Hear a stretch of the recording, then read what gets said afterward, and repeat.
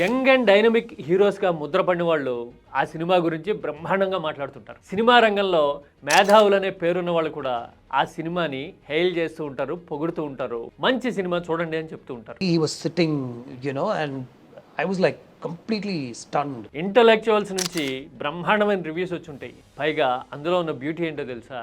ఏ వర్గం వాళ్ళు చూస్తే ఆ వర్గం వాళ్ళకి అందులో ఒక పర్సనల్ కనెక్ట్ కనపడుతుంది. వర్తమాన పరిణామాలకి ఒక సింక్ అండ్ లింక్ ఉంటుంది.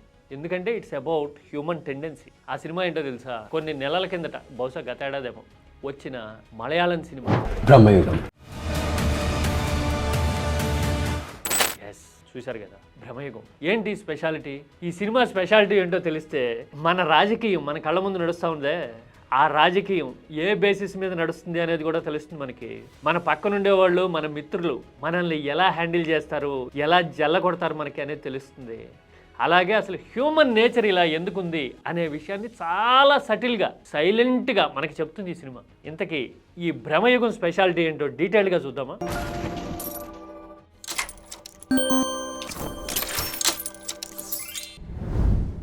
మలయాళం సినిమాలు ఇవాళ రేపట్లో మనకి ఓటీటీలో చాలా వచ్చేసినాయి కదా. ఎక్కువ హ్యూమన్ రిలేషన్స్ గురించి, చిన్న చిన్న కాన్ఫ్లిక్ట్స్ని ఎమోషనల్గా చెప్పడం గురించి మలయాళం సినిమాలు చాలా రీసెర్చ్ చేసినట్టుగా కనపడతాయి కదా, ఎగ్జైటింగ్ అనిపిస్తాయి మనకి. కానీ సీరియస్గా ఎక్కువ క్యారెక్టర్ లేకుండానే ఒక హారర్ ఎలిమెంట్ని ప్రొజెక్ట్ చేస్తూ బ్రహ్మాండమైన లైఫ్ లెసన్ అండ్ మెసేజ్ ఇచ్చిన సినిమా ఏదైనా ఉంది అంటే ఈ మధ్యకాలంలో Bramayugam. Malayalam super star Mammootty. Yes, ఈ సినిమా స్టోరీ చూస్తే గనక హ్యూమన్ సైకాలజీని ఇంతలా స్టడీ చేశారా వీళ్ళు అని అనిపిస్తుంది మనకి. ఇది ఒక situational horror cinema. Situational horror అంటే నీకు పెద్దగా భయపెట్టేసే క్యారెక్టర్లు, దయ్యాలు, భూతాలు లాంటివి ఏముండవు. ఒక డిజైన్డ్ హర్రర్ కనబడుతూ ఉంటుంది. అంటే చూడగానే ఏదో కొంత వియర్డ్గా అనిపించే భయానకమైన సిచ్యువేషన్ ఏదో ఉన్నట్టుగా అనిపిస్తుంది. సినిమా అంతా బ్లాక్ అండ్ వైట్లోనే ఉంటుంది. డైలాగ్స్ తక్కువ ఉంటాయి.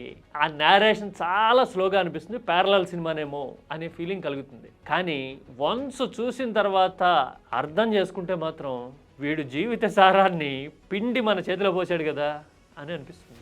ఇంతకీ స్టోరీ ఏంటో తెలుసా?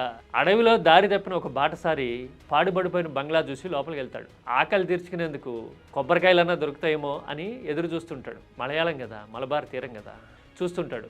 అక్కడ ఒక వంటవాడు కనిపించి వాడిని లోపలికి తీసుకెళ్ళి ఆహారం పెట్టడానికి ట్రై చేస్తుంటే ఆ ఇంట్లో ఉన్న పెద్ద మనిషి ఎవరు నువ్వని అడుగుతాడు. ఇలా దారి తప్పిపోయాను, నేను ఒక జానపద గాయకుడిని అనగానే ఆ గాయకుడి చేత పాట పాడించుకుని ఆనందం పొందుతాడు. ఇన్ ద మీన్ టైం వాడు మైండ్ అంతా రీడ్ చేస్తాడు. రీడ్ చేసిన తర్వాత నేను బయలుదేరతా అని ఆ బాటసారి చెప్తే ఇక్కడే ఉండి వెళ్ళు అని ముందు కన్విన్సింగ్గా చెప్తాడు. ఆ తర్వాత ఆ బాటసారి అక్కడి నుంచి బయటపడలేని పరిస్థితి వస్తుంది. సినిమా మొత్తం ఈ 3 క్యారెక్టర్లే ఉంటాయి. ఒకడేమో బాటసారి, ఒకడేమో ఇంటి పెద్ద, ఇంకొకడేమో వంట మనిషి. ఇంటి పెద్ద మమ్ముట్టి.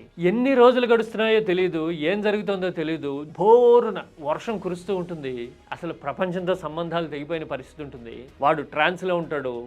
ఈ ఇంటి యజమాని ఎంటర్టైన్ చేయడం, తినడం, పడుకోవడం ఇవి మాత్రమే ఉంటాయి. అసలు ఇలా ఎందుకు జరుగుతోంది అని వాడు ఆలోచించడం మొదలు పెట్టేసరికి వంటవాడు కొన్ని విషయాలు చెప్తాడు. నువ్వు ఇక్కడి నుంచి బయటపడలేవు, నువ్వు ఒక భ్రమలో ఉన్నావు, నువ్వు వచ్చి ఇక్కడ ఎన్నాళ్ళైందో ఎన్నేళ్ళైందో నీకే తెలీదు. అక్కడ కూర్చున్నాడు కదా ఇంటి యజమాని, అతను మనిషి అనుకుంటున్నావా? క్షుద్ర శక్తి నిన్ను వశం చేసుకున్నాడని చెప్తాడు. ఆ క్షుద్ర శక్తి మీద వీళ్ళిద్దరూ కలిసి ఎలా రివెంజ్ తీర్చుకొని బయటపడ్డారు అనేది అక్కడ పాయింట్. మొత్తం సినిమా మొత్తం గ్రిప్పింగ్ నేరేషన్ ఉన్నట్టుగానే ఉంటుంది, స్లోగా ఉంటుంది. కొన్ని డైలాగులు ఉంటాయి. ఆకలితో ఉన్నవాళ్ళని, పేదవాళ్ళని, డబ్బు ఉన్నవాడు, సంపద ఉన్నవాడు ఎలాగా హోల్డ్లోకి తీసుకుంటాడు అనేది ఒక పాయింట్ అయితే, రెండోది వ్యవస్థ ఎప్పుడు, అధికారం ఎప్పుడు నీ మీద ఇలాగే పిడికిలు బిగించినట్టుగా ఒత్తిడి పెట్టి ఉంచుతుందే తప్ప నీకు ఎప్పటికీ స్వేచ్ఛ ఇవ్వదు అనే విషయాన్ని చెప్తుంటాడు. మూడోది ఏంటో తెలుసా?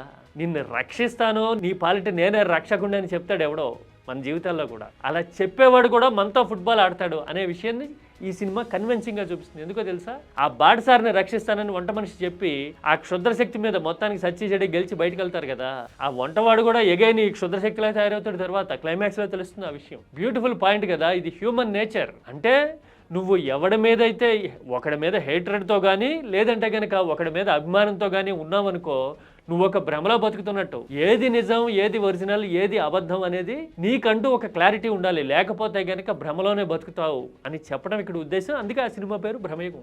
సిస్టమేటిక్గా హ్యూమన్ ఎవల్యూషన్ మొదటి నుంచి మనిషి కొందరు పేదవాళ్ళుగానే ఎందుకు ఉండిపోతారు, కొందరు పెత్తందారులు ఎలా అవుతారు, రాజకీయ నాయకులు మన ఎమోషన్స్ని మ్యానిపులేట్ చేసి ఎవరి మీదో విద్వేషాన్ని పెంచి అధికారాన్ని దక్కించుకున్న తర్వాత వాళ్ళు ఎలా చెలరేగిపోతారు మన మీద అనేది భ్రమయుగం పరోక్షంగా చూపిస్తుంది, బ్యూటిఫుల్గా కన్విన్సింగ్గా చెప్తుంది. అందుకోసమే దిస్ ఈజ్ కాల్డ్ భ్రమయుగం. నీకు ఒక భ్రమ కల్పించి నిన్ను మ్యానిపులేట్ చేస్తుంది, ఉల్టా నిన్నే విక్టిమైజ్ చేస్తుంది సిస్టమ్ ఎప్పుడు. ఇది క్రక్స్ ఆఫ్ ద స్టోరీ.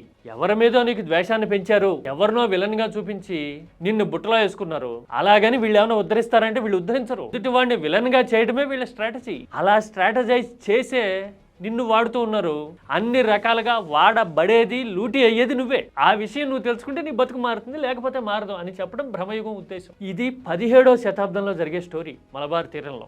అందుకోసమే క్లైమాక్స్ లో క్షుద్రశక్తిగా ఉన్న యజమాని మీద తిరగబడి వంటవాడు బయటకు వెళ్తాడు కదా, ఆ వంటవాడు కూడా యజమాని తరహాలా మారడంతో ముగిసిపోతుంది. To be continued in part 2 అన్నట్టుగా ఏదో వస్తుంది. అంటే ఎవరైనా సరే ఉద్ధరిస్తాను అని చెప్పే మాటల్ని నమ్మకండి, మీరే విచక్షణతో ఆలోచించి తెలుసుకోండి అని చెప్పేది ఈ భ్రమయుగం స్టోరీ.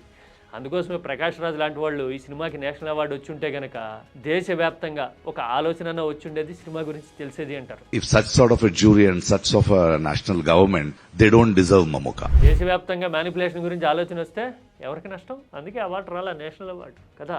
కానీ ఇందులో పర్ఫార్మెన్సెస్ మాత్రం స్టన్నింగ్ అనిపిస్తాయి. 73-74 ఏళ్ళు అనుకుంటా మమ్ముట్టికి. చిన్నప్పటి నుంచి చూస్తున్న ఎక్స్పీరియన్స్తో చెప్తున్నా. ఆ ఏజ్లో సినిమా మొత్తం షార్ట్లెస్గా కనిపిస్తాడు, పర్ఫార్మెన్స్ చాలా స్ట్రాంగ్గా అనిపిస్తుంది, క్లోజ్అప్ ఫ్రేమ్స్ ఉంటాయి ఎక్కువ, మొత్తం బ్లాక్ అండ్ వైటే. ప్యారలల్ సినిమా నచ్చితే, ఇంటెన్సిటీ ఉన్న సినిమాలు కనుక ఫాలో అయ్యే అభిరుచి ఉంటే కనుక, అన్నిటికీ మించి మైండ్ మ్యానిపులేషన్ గురించి రాజకీయాల్లో అయినా, వ్యాపారాల్లో అయినా, జీవితంలో అయినా తెలుసుకోవాలి అని అనుకుంటే కనుక ఈ సినిమా మస్ట్గా చూడండి. చివరి వరకు చూస్తే అప్పుడు పిక్చర్ క్లారిటీ వస్తుంది. That is Bramayugam. మీలో ఎవరైనా చూసారా ఈ సినిమాని?